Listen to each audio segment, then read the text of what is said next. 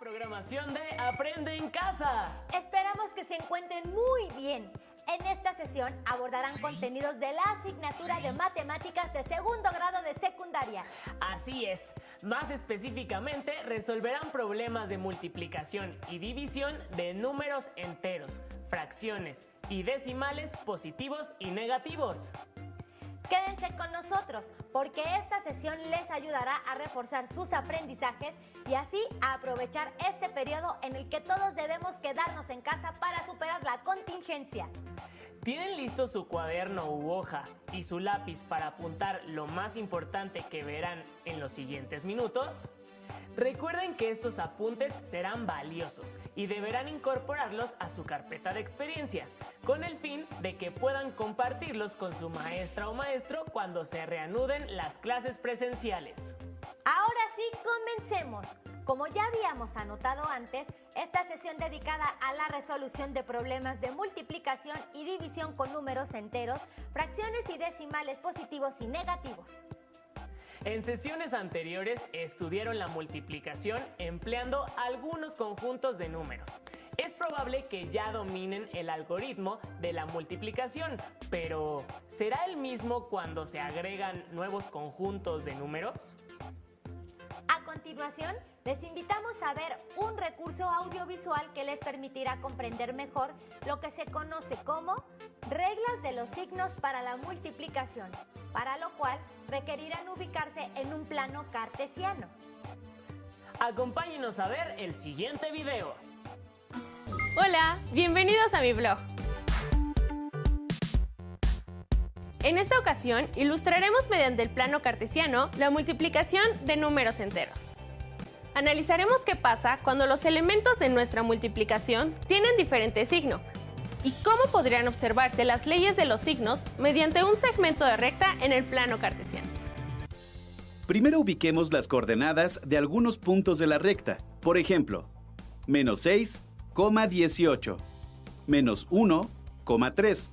Por último, 4, menos 12. Observa que en esta tabla hay algunos valores de x. ¿Puedes encontrar la coordenada faltante de cualquier punto de la recta? Por ejemplo, ¿cuál es la otra coordenada de un punto si se sabe que x es igual a 20? ¿Qué tuvimos que hacer para obtener la segunda coordenada? Si tenemos el punto con coordenadas 5, menos 5, ¿pertenece o no a la recta? ¿Por qué? ¿Y el que tiene como coordenadas 8 menos 22, pertenece a la recta? ¿Por qué? ¿Y el punto con coordenadas 11 menos 33? Como podemos darnos cuenta, hay una regla de correspondencia que hace que se genere la recta. En nuestro caso es y igual a menos 3 por x. Para demostrarlo, le damos a x cualquier valor. En este caso, valdrá 7. Para eso, sustituimos su valor en la regla de correspondencia y tenemos las coordenadas del punto 7, menos 21. Este punto se encuentra dentro de la recta. En este otro caso, tenemos una tabla con valores de x que van del menos 4 al 4. Y la regla de correspondencia de y es igual a 3 por x. ¿Qué valores obtendremos al sustituir x por los valores en nuestra tabla? ¿Puedes imaginarte el aspecto que tendrá la recta que trazaremos con estas coordenadas? ¿Puedes encontrar un punto de la recta que no aparece en la gráfica, pero está en la recta? Por ejemplo, cuando x es igual a 5. Gracias a la regla de correspondencia, podemos saber si un determinado punto está en la recta sabiendo solo un valor, sin necesidad de recurrir a su gráfica. Con base en lo anterior, ¿cuál es la coordenada y de un punto si se sabe que x es igual a 25? Ahora bien, si tienes el punto con coordenadas 5, 10, ¿pasaría la recta por ese punto?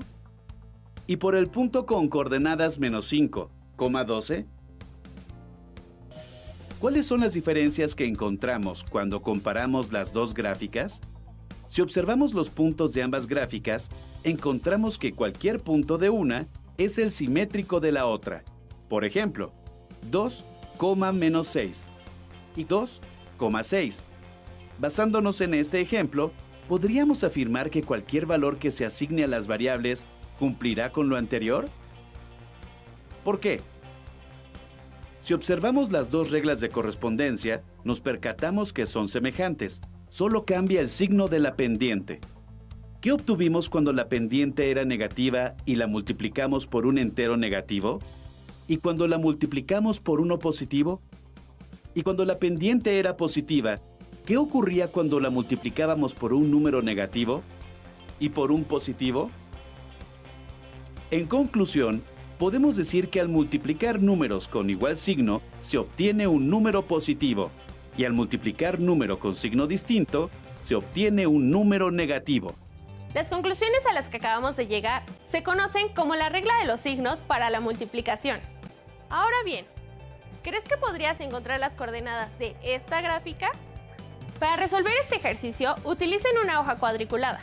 Háganlo con ayuda de sus compañeros y de su profesor. Yo soy América y nos vemos en el próximo Blog de las Matemáticas. Recuerden que al multiplicar números con el mismo signo, el resultado que se obtiene es positivo. Y al multiplicar números con signo diferente, el resultado es negativo. Las y los invitamos a que resuelvan el último problema que se planteó en el video que acaban de ver. En esta ocasión no será posible que lo trabajen junto con su maestra o maestros, ni junto a sus compañeras o compañeros, pero pueden apoyarse en su familia y cuando lo terminen, guárdenlo en su carpeta de experiencias, ya que cuando regresen a sus clases presenciales deberán retomarlo. ¿Qué les parece si ahora vemos juntos el siguiente video para analizar más situaciones que pueden presentarse al resolver problemas de multiplicación de números enteros? Hola, soy América. Bienvenidos al Blog de las Matemáticas. Hoy hablaremos sobre unas multiplicaciones, pero no de cualquier tipo.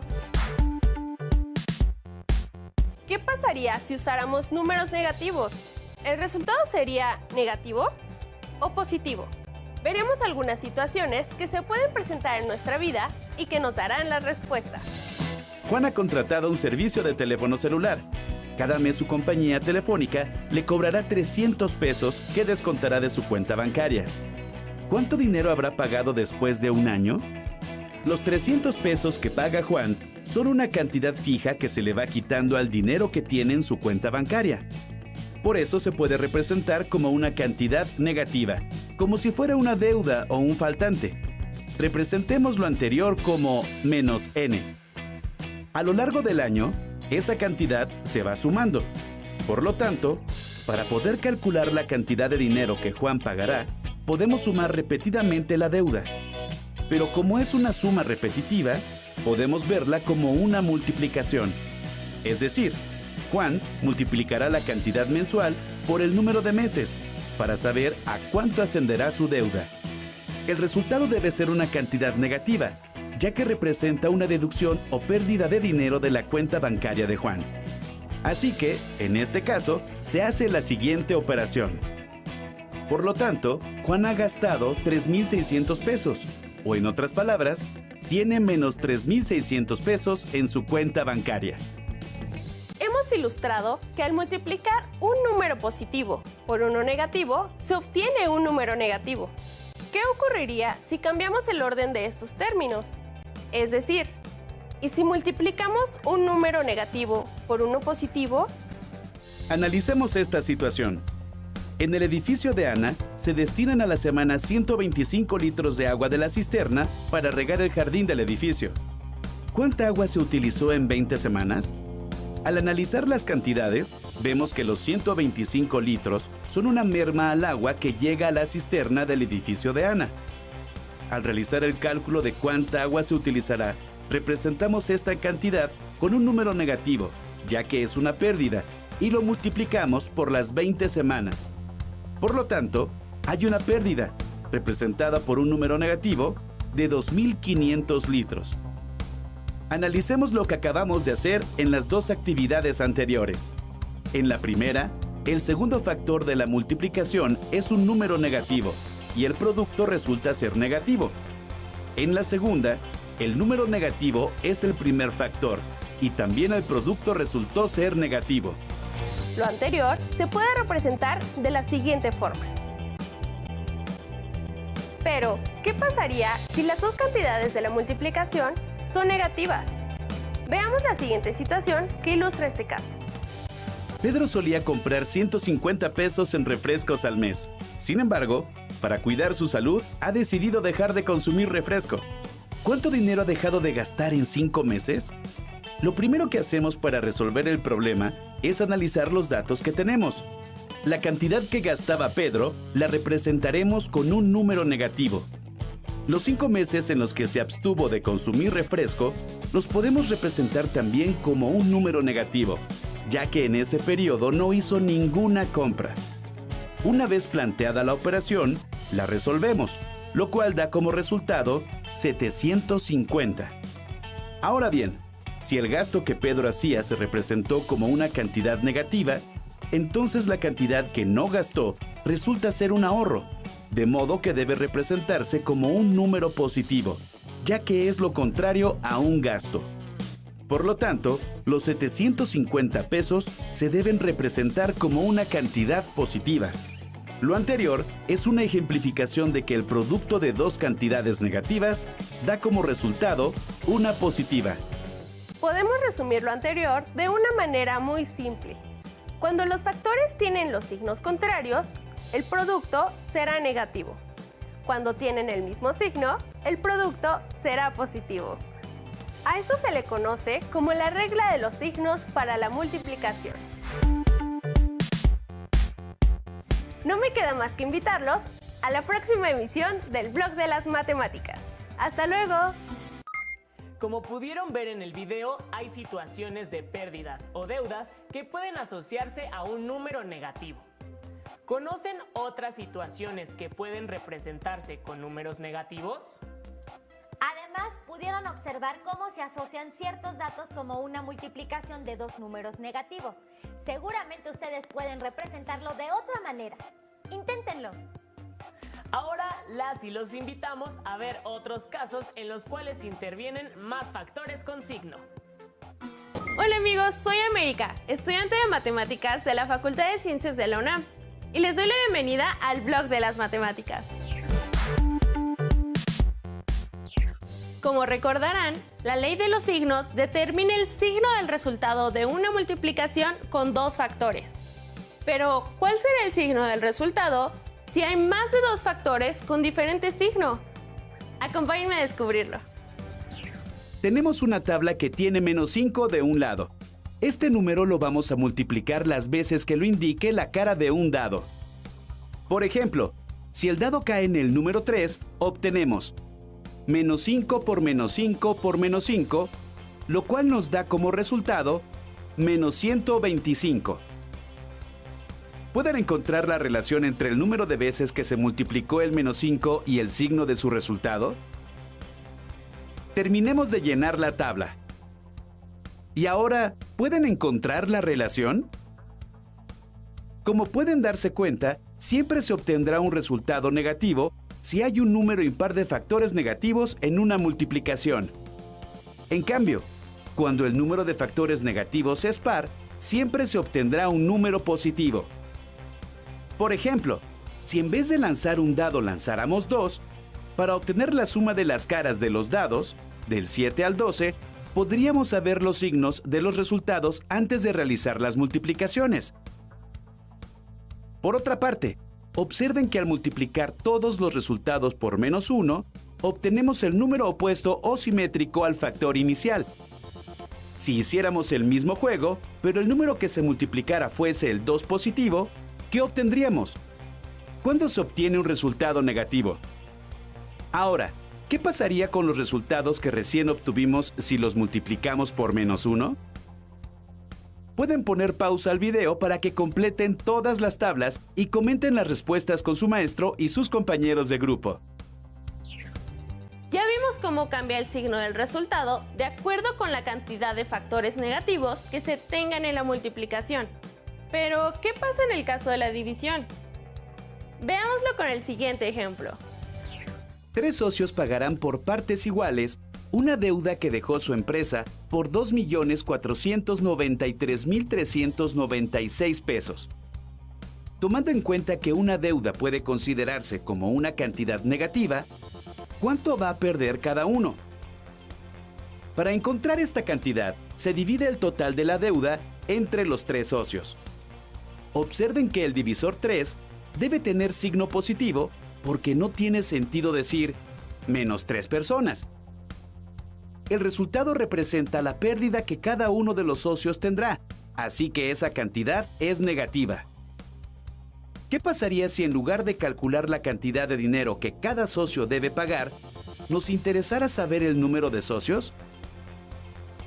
Dividimos la deuda total entre la deuda que cada socio debe pagar. De nuevo, como estamos hablando de personas, el resultado no puede ser negativo. Así pues, las leyes de los signos también se cumplen para la división. En la multiplicación, si hay un número impar de factores negativos, entonces el resultado siempre es negativo. Si el número de factores negativos es par, entonces el resultado es positivo. Ahora ya podemos responder la pregunta que se hizo al principio. ¿Cuál será el signo del resultado si hay más de 2 factores con diferente signo? También para el caso de la división, si uno solo de sus elementos, el dividendo o el divisor, es negativo, entonces el cociente es negativo. Y si ambos son positivos, el cociente también es positivo. Nos vemos en el próximo blog de las matemáticas.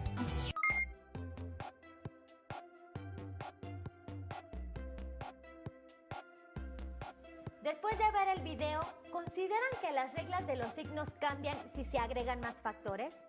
Para responder esta pregunta, las y los invitamos a realizar la siguiente actividad.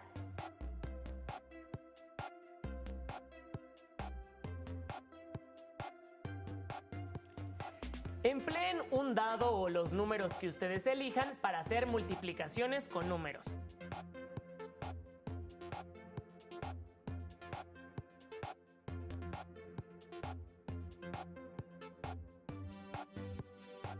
Asimismo, usen una moneda para determinar qué signo tendrá cada número que ustedes elijan.